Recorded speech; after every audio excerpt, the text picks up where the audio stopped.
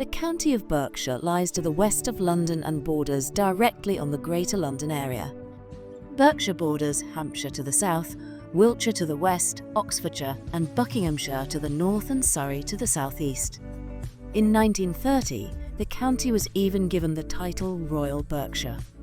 This is because Berkshire is home to Windsor Castle, which was Queen Elizabeth II's declared favourite weekend residence and is an official royal residence outside London.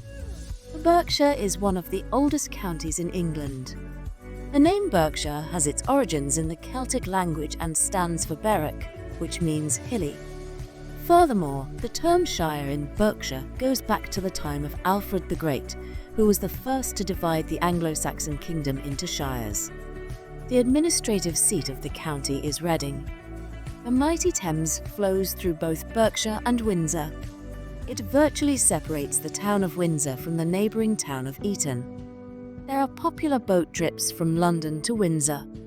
Even today, the eastern part of Berkshire is still largely covered in woodland, such as Windsor Forest, but there are numerous industrial sites and economically important towns.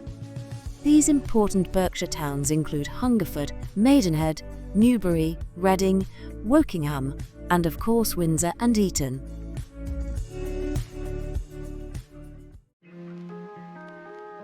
If you like this video, please support the Travel Owl channel with a like, comment or a subscription. Thank you.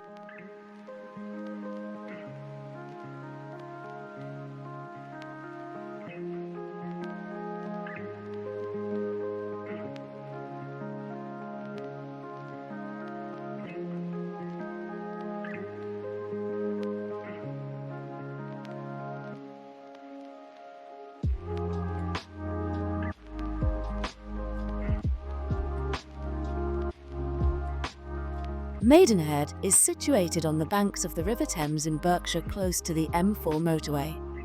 The town lies on the famous Great Western Railway, famously designed by Isambard Kingdom Brunel. The town centre is only a short walk from the train station with all shops, restaurants and leisure facilities within a 5-minute walk. The town centre has a range of well-known high street shops as well as a growing number of independent stores offering something a little bit different. The Nicholson's shopping centre offers lots of choice under one roof and along with the rest of the town ensures Maidenhead offers you all you need in a convenient and compact location. Discover Maidenhead's fascinating past at the Maidenhead Heritage Centre, where there are regular exhibitions, talks on the town's history and an opportunity to fly a Spitfire simulator. Enjoy a walk along Maidenhead's riverside to Bolter's Lock and Raymill Island or take to the water in the warmer months with the Little Green Boat Company. Maidenhead is home to a creative community and plays host to many annual events throughout the year. There are plenty of places to eat and drink in Maidenhead Town Centre, whether you want to linger over a 3-course meal or grab a quick snack. Choose from a great range of pubs, cafes and bakeries, restaurants and sandwich bars.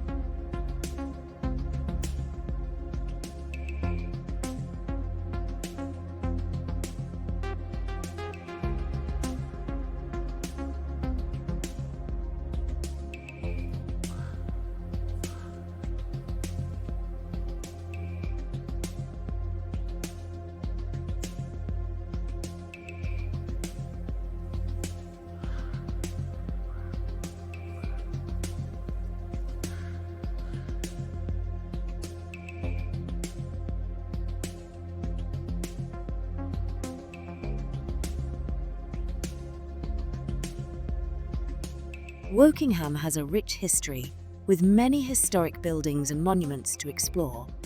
From the ruins of the old Wokingham Castle to the Grade 1 listed St Mary's Church, there is plenty to discover. Wokingham is home to some of the most beautiful countryside in the UK. From the rolling hills of the North Wessex Downs to the lush green meadows of the Thames Valley, Wokingham is home to a variety of restaurants, pubs and cafes, offering a range of delicious local dishes. From traditional English fare to international cuisine, there is something to suit all tastes. Wokingham means Walker's people's home. Walker was apparently a Saxon chieftain who would also have owned lands at Wakefield in Berkshire and Woking in Surrey.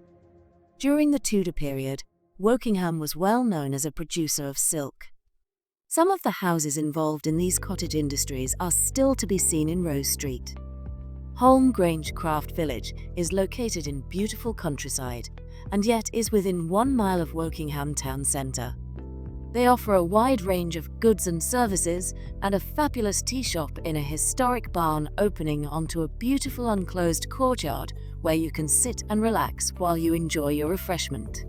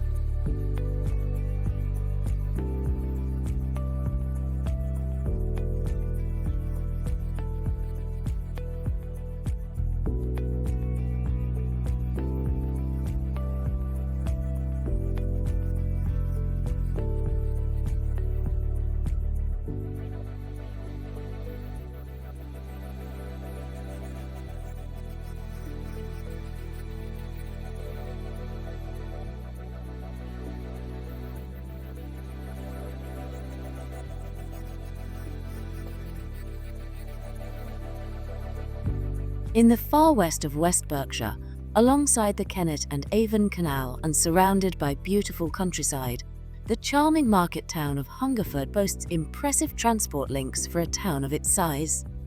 It is conveniently placed for access to the M4 motorway and is on the main train line from London Paddington to the West Country. Hungerford is best known today for its antique shops and fairs that adorn the town centre. Hungerford Town Centre is also home to other unique shops and boutiques, where you can lose yourself for a delightful few hours.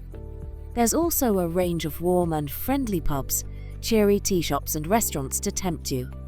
Tradition is the cornerstone of several events in Hungerford. Tootie Day, once a nationwide affair, takes place on the second Tuesday after Easter. It marks the end of the administrative year, and nowadays is also a day of great festivity. The Tootie men are guided by the Orangemen to each house in the town with commoners' rights. In the past, the Tootie men collected a head penny from each commoner by way of a tip for keeping the peace during the past year. This custom lapsed many years ago, but the tradition of the Tootie men asking for a kiss from the lady of the house has not lapsed, and one can often see them climbing ladders to achieve their kiss and present an orange in return.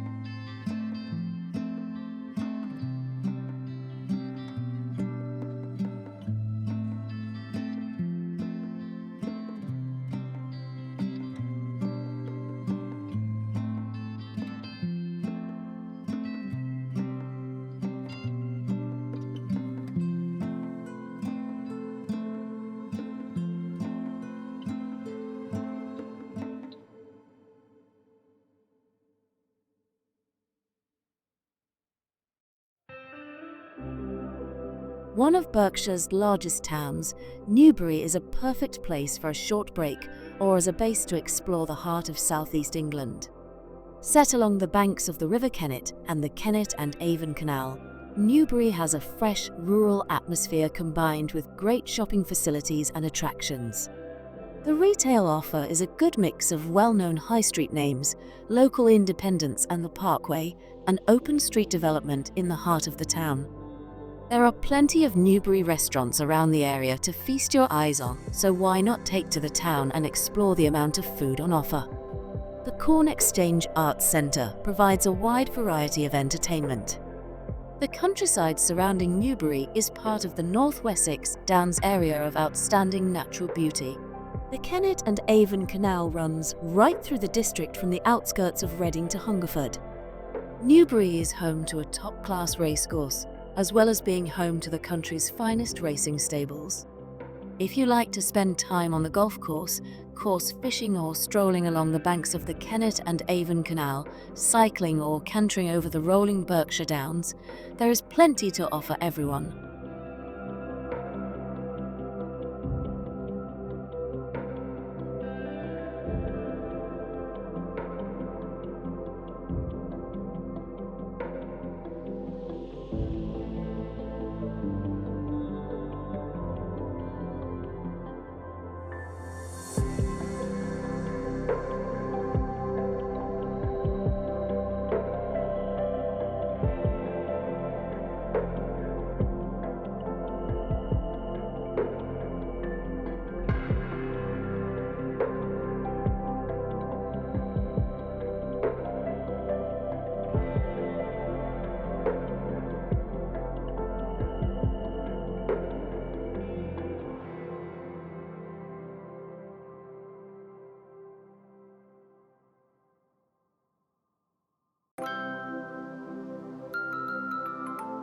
Donington Castle was built in the late 14th century by Sir Richard Aberbury, a soldier, courtier and diplomat who served the Black Prince and his son Richard II.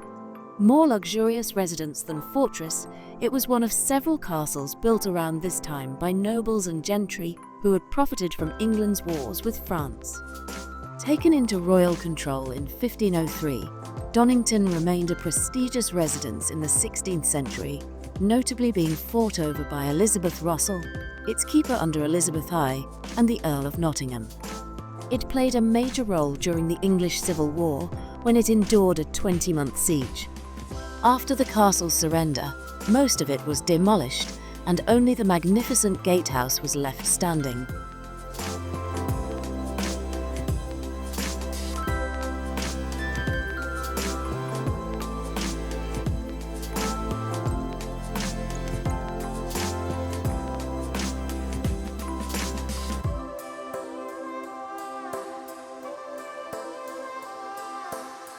Nestling along the River Thames, Pangbourne is subject of much literary inspiration. A charming place, undeserving of being labelled Pangbourne by author D.H. Lawrence. His letter in 1919, sold at auction in Edinburgh, was somewhat uncomplimentary about the village and its people.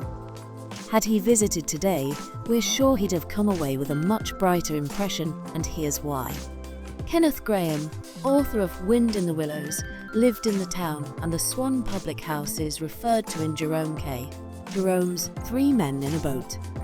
Today, Pangbourne is still a charming place, full of character, with individual shops, pubs and cafes, an ideal place to potter. Stop and watch the waterside wildlife while enjoying a pint of beer, glass of wine, or why not try the Herd restaurant, famous for its steaks. Surrounded by picturesque countryside that cradles the river, many visitors come through Pangbourne on the National Thames Pathway, but stop to enjoy the town's tranquility. The water meadows, owned and maintained by the parish council, are a popular spot for a picnic or a stroll. It's also the site of the annual village fete, a wonderful English tradition. Another draw to families is Beale Park at Lower Basildon, a riverside park, home to many different species of birds as well as goats and ponies. There are also picnic areas and other great facilities for those with small children.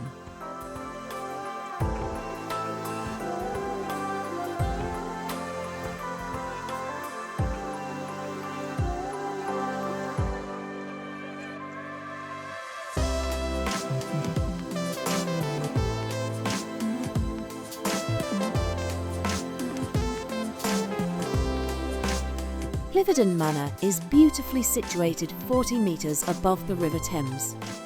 The land also includes the islands of Bavinsgulls in the river. We can give individual travellers a good tip for enjoying this park as much as possible. However, you have to be a good walker. There are 170 steep steps leading directly up from the banks of the Thames. The reward is a stay in a wonderful landscape and ultimately the most beautiful possible view of Cliveden House. Today's manor house and country estate is the third house on this site. Originally there were two predecessors, built in 1666 and 1824, both of which were destroyed by fire. An octagonal temple from 1735 and the Blenheim Pavilion, built in 1727, are two surviving relics from the old days. In 1851, the current listed building was built by architect Charles Barry for the second Duke of Sutherland in the Italianate style. William Waldorf Astor acquired Cliveden in 1893. It was his wedding present to his son Waldorf Astor in 1906. When Nancy Astor resided here, the building was the meeting place for a group of political intellectuals in the 1920s and 30s. During the 1960s, it was the scene of key events in the Profumo affair. The British Army Minister John Profumo met the mannequin Christine Keeler at Cliveden during a pool party. Stanford University in California used the estate as an overseas campus during the 1970s. Since it has been owned by the National Trust, it has been used as a five-star hotel and can be visited on guided tours to a limited extent.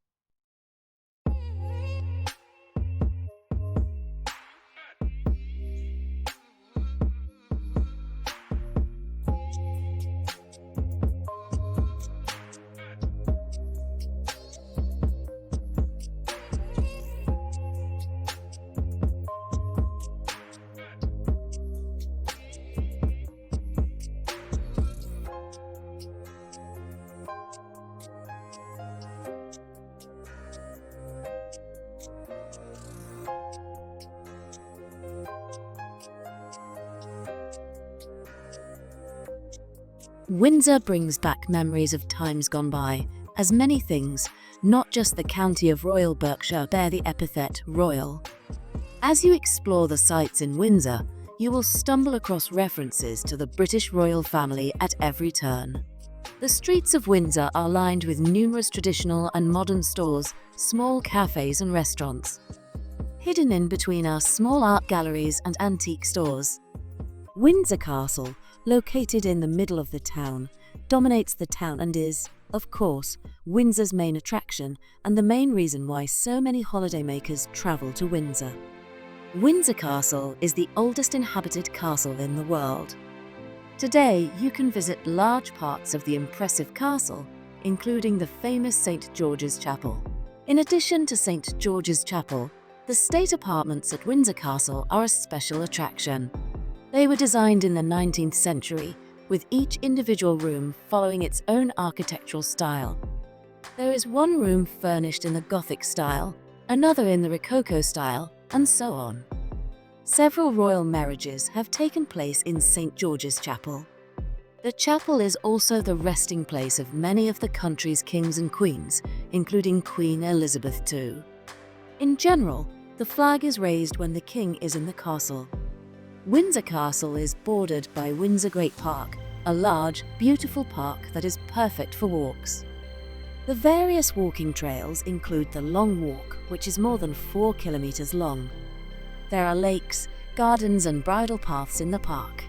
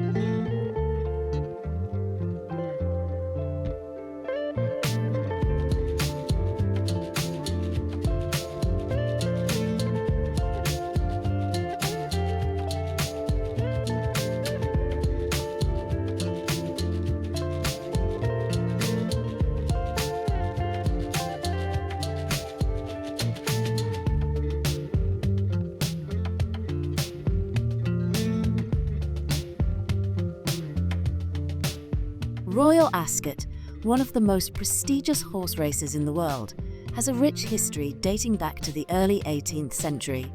Founded in 1711 by Queen Anne, Ascot Racecourse developed from its humble beginnings into a premier sporting and social event. The first race, known as Her Majesty's Plate, featured specific weight requirements for the horses and marked the beginning of an enduring tradition. Over the centuries, Ascot Racecourse underwent significant developments. In the 19th century, the event grew in importance and attracted the aristocracy and leading figures of society. The Gold Cup, introduced in 1807, became the highlight of the event, a tradition that continues to this day.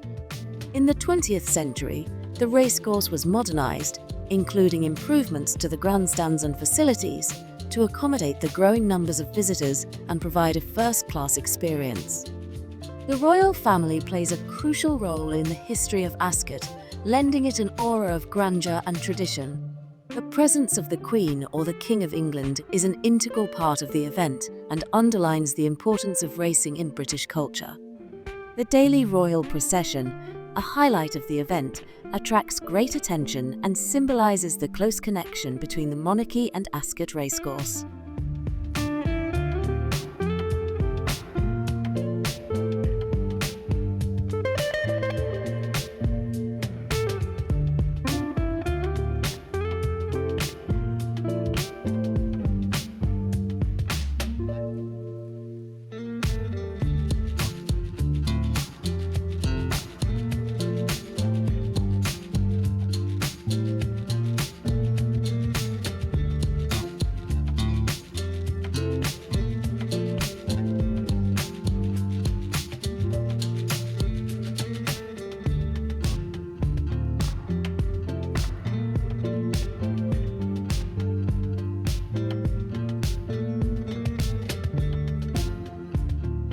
If you take a walk from Windsor and cross the Thames over Windsor Bridge, you will almost seamlessly reach Eton, the traditional home of Eton College.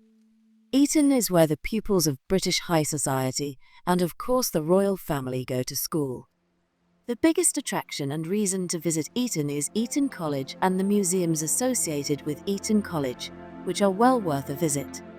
It is a tranquil place, especially when you cross the bridge from Windsor, where so many tourists are on their way to Windsor Castle.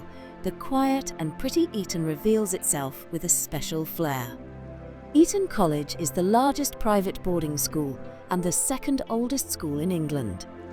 The oldest school in England is Winchester College in Winchester, in the county of Hampshire, which was founded in the 14th century.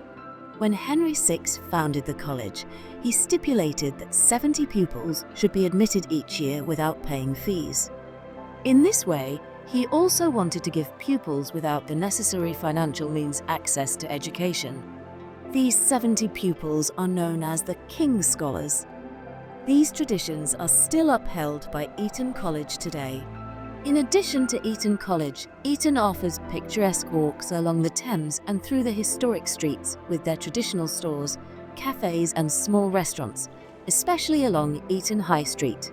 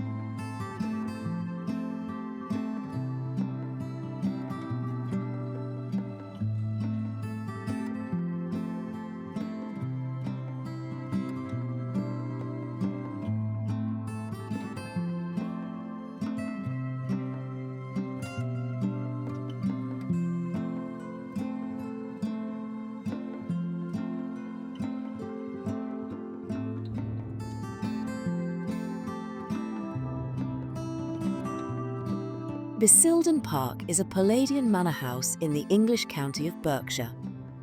It is situated between the villages of Upper Basildon and Lower Basildon, not far from the town of Reading.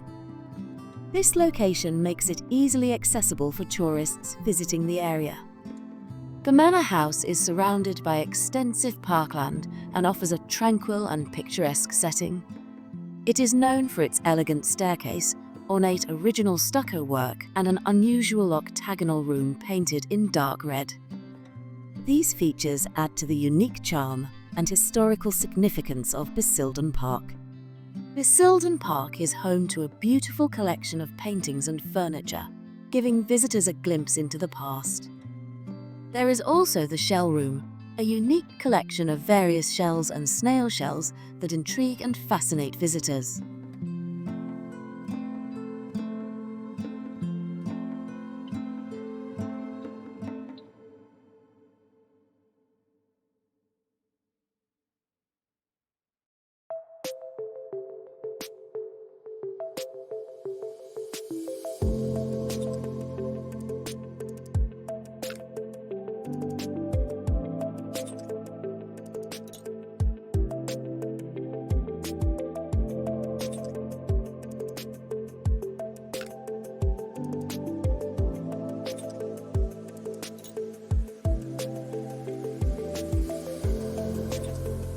At first glance, there don't seem to be many remnants of history in Reading.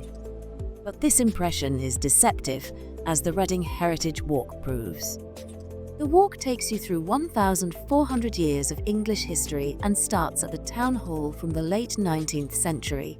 With its Victorian Gothic facade, a typically English phenomenon, it is a fantastic sight. On the Town Hall Square, you will then find one of the most beautiful churches in Reading.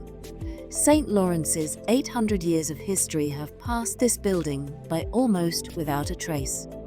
You will find many interesting gravestones from the 17th century in the adjoining cemetery. Nearby you will discover the ruins of Reading Abbey. Its foundation stone was laid in 1121 by Henry I, the son of William the Conqueror. After its completion in 1164, the abbey was the political and social centre of Reading for 400 years, and the abbey still has special significance today, as it is one of the few places where an English king is buried. Henry I was buried under the altar after his death in 1136. From there, the route continues to Forbury Gardens, beautifully designed Victorian gardens with a lion enthroned in the middle, commemorating the fallen of the Battle of Maiwand in Afghanistan. Incidentally, the site of the gardens is said to have been the location of the Battle of Reading described above.